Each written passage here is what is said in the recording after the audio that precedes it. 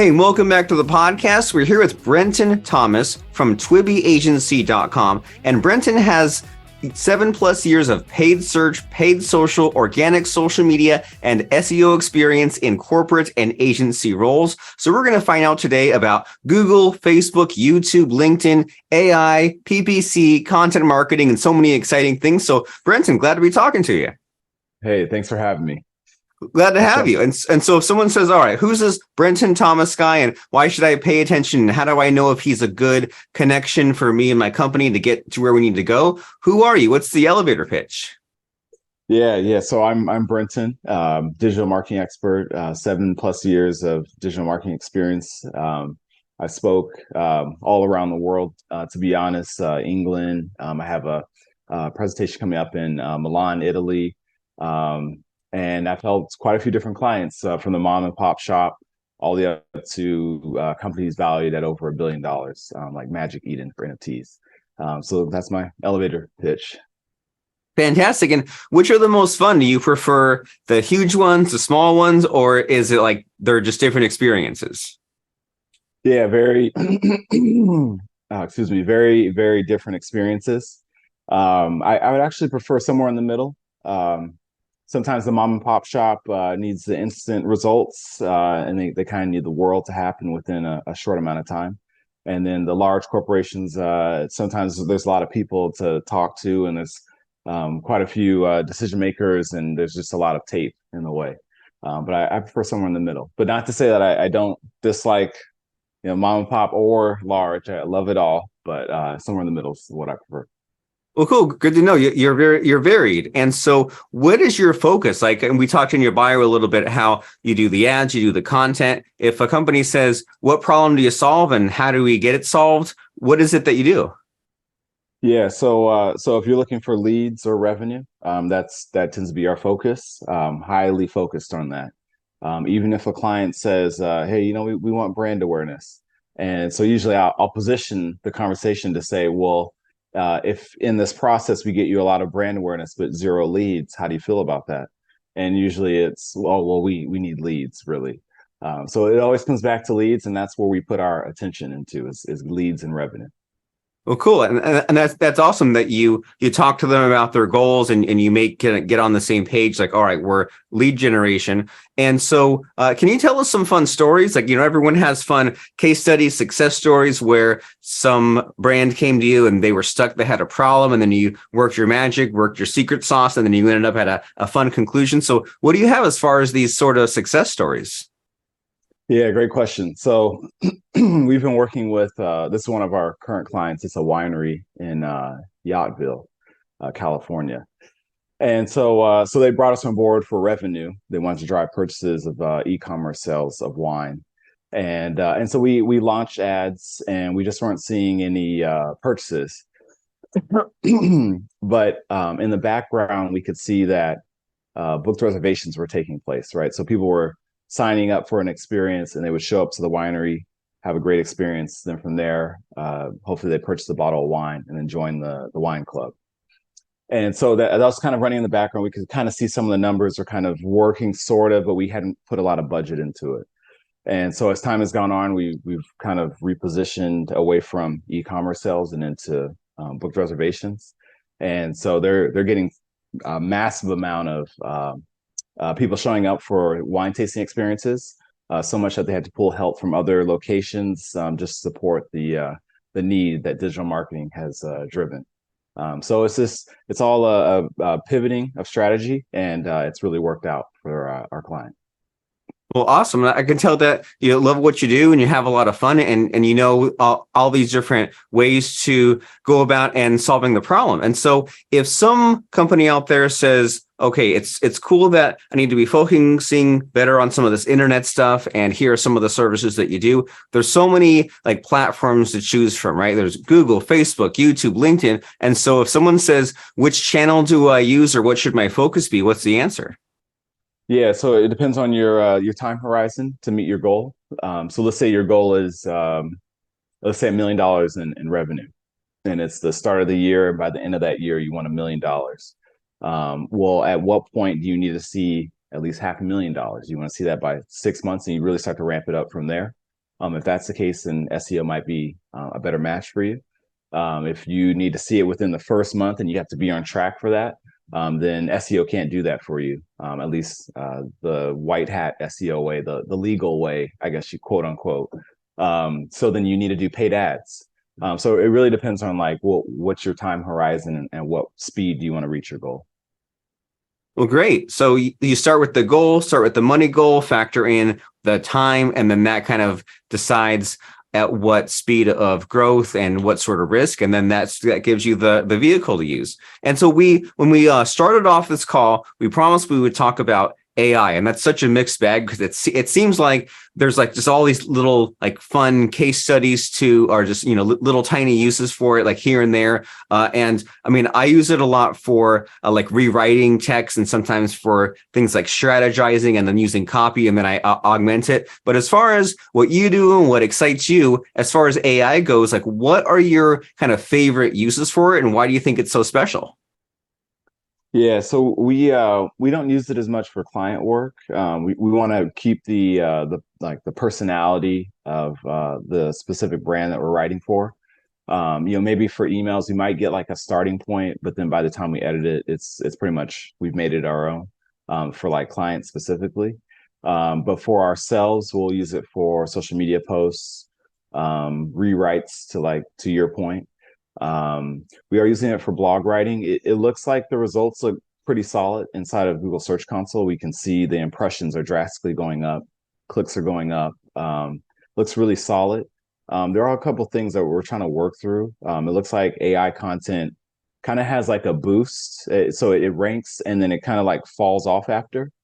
And so I'm not sure if Google is penalizing the AI content. They said as long as it's written to provide value to a human, it's supposed to work. But I'm kind of seeing a couple of things that looks a little weird inside of Google Search Console. So we're still doing some testing and some troubleshooting. Interesting how it behaves differently for whatever reason because it's the AI content or not. So and so speaking of like things that are in the future and uncertain, have you struggled or have you had any sort of problems with like getting clients or building your agency or just in your entrepreneurial journey? Do you have any kind of those moments where you were unsure about the future or like panicked, scared, anything fun like that? Anything fun like Yeah. that? Yeah, that's a special type of fun. Yeah, I It's think fun in hindsight, not while you're going through it, right? yeah, for sure. Yeah, once you make it through, exactly. I would say specifically with like lead generation, me and my team we had a pretty smooth transition. So I was just for cash flow and just to pay like the people on my team. So I actually signed up for these like consulting network platforms. So it's kind of like me separated away from my agency. And then those platforms, like for example, like Marketer Hire is one of them. Anyone can sign up and you can make a great salary as like a consultant, marketing consultant. And so those platforms have since fallen off for whatever reasons. They don't have leads anymore. But by the time they fell off a year ago, the agency has picked up quite a few clients, and it's all based on like relationships and referrals. So I think we're kind of out of the scary point, but so far so good. And that's just like one of those really basic lessons that it's easy to forget. Like if your business is still in the growing stage, it's okay to like get some clients, right? You don't have to necessarily like build all this presence and then get clients. You can get the work first and then kind of work your team that way and like generate the revenue and fill the hours and all that sort of fun stuff. And so what's ahead for you? Like we talked a little bit about AI, but is there anything that excites you about the future as far as like what you're building, what you're looking forward to? Yeah, there's quite a bit. Yeah, it's just I would say my team. I just really enjoy working with them, and just the the things that's going on in their lives is just really interesting to me. So I want to keep working with them and develop them, and I am interested in AI. I want to see like where can this go if we can figure out this whole AI blog posting thing. A lot of our time and focus like of the entire team is going into this. So if we can figure that out, I mean, the sky's the limit essentially. But those are probably the main things. And then we're doing a lot of business networking groups, me specifically. So those are all some things I'm looking forward to.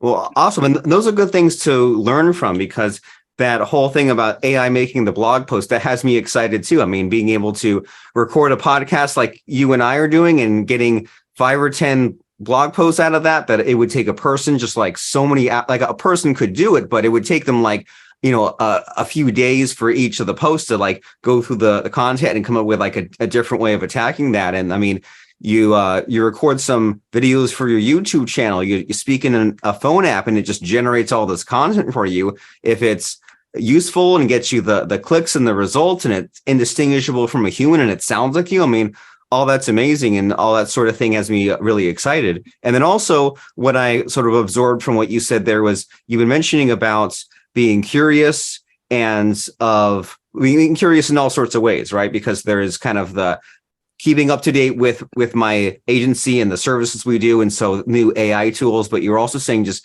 being curious about your team and their personality and their problems, and loving learning and loving problems. I mean, that's just one of those like entrepreneurial factors that's, I think it's helpful to point out, because it's easy to fall away from the learning and fall away from being social and saying, oh, I don't need to go to all these networking events. And next thing you know, you're on the downhill, or you're not at your best. And so there's just some good lessons I'm picking up from you. And so as far as the networking side of things, what are you doing there? Like, do you go to like local meetups, or like the Zoom rooms, or like what do you think works really well for you as far as networking? Yeah, so someone on my team, will not just for networking, but we'll build like these massive lists. Like, so if we need like some type of like skill set added to our team, we'll build a massive list of people who could provide that skill set. So in this case, we build a massive list of potential networking groups for me specifically to go into. So we put like 400 lists, a list of 400 of those business networking groups onto like a spreadsheet. And then we reach out to all of them. And usually it's surprising, but when you fill out a contact us form, only about 10% of the businesses get back to you. And so we're left with like 40 businesses. And then out of the 40, I would speak to all of them. But we narrowed it down to we narrowed it down to a business networking group called BNI, Business Networking International, I believe it is. And it's super organized. It's a weekly meeting, hour and a half. They have a couple like monthly meetings sprinkled in there as well. Already like pulled a client out of it from the referral network. So highly recommended for any entrepreneur. Amazing. And so that's just another good kind of reminder there of like, as far as your networking, you're approaching it like lead generation. You're kind of, I imagine you're approaching it like you do for your ads too, right? It's like you build the list, right? You do the lead generation, and then you do your outreach, and then you do your follow-up, because a lot of people don't get back right away. And then you kind of just work towards the end goal as far as whatever a conversion is. And that's something that it's a really good idea to be doing, right? To be deliberate with our networking, or being deliberate with our speaking gigs, because who knows how many people just expect the leads and the clients and the speaking gigs to just come to them just because it's all listed. It's like, well, you kind of have to do any which way you can, including doing the list building and the outreach and building the massive list, as you said. So if someone has been listening to our conversation and they say, man, this guy Brenton, he's got this agency, he's got all this team, he can do the traffic, he can do the lead generation. Someone says, man, I need to reach out to him and learn more from him. How does somebody know if their company is a right fit for your agency to help? And if they are, then what's the next step? Yeah, so definitely reach out to us. You can go to our website, twibbiagency.com, TWIBI agency.com. Go to our contact us page. And then also for the show notes, I'll give you a link, Robert, and you can put that in there. And I'll take you right into my personal Calendly, and we can have a conversation to figure out if we're a good match for each other. Exciting. It's very simple, right? There's the next step. You go over there, and then you book that consultation. So you're getting on that micro commitment train, and getting forward to seeing about what the Twibi agency can do for you, and if you're a right fit. And if not, there's some good information for you to learn on your own. But if they are a right fit, then they'll give you what you need to help you and to get you where you need to go. And so as we're wrapping up our conversation here, Brenton, what's a Twibi anyway? Twibi Okay, so being in the digital marketing space, I wanted a brand term that I could rank for, right? So my last name is Thomas. So if I said Thomas Marketing, there's quite a few agencies called Thomas Marketing, right? And so I had to compete with those other businesses that had the same name. There'd be some confusion. You might lose a couple clients potentially over years because they thought they're working with another Thomas agency. That was you. There's another one. So that's the first reason we use Twibi.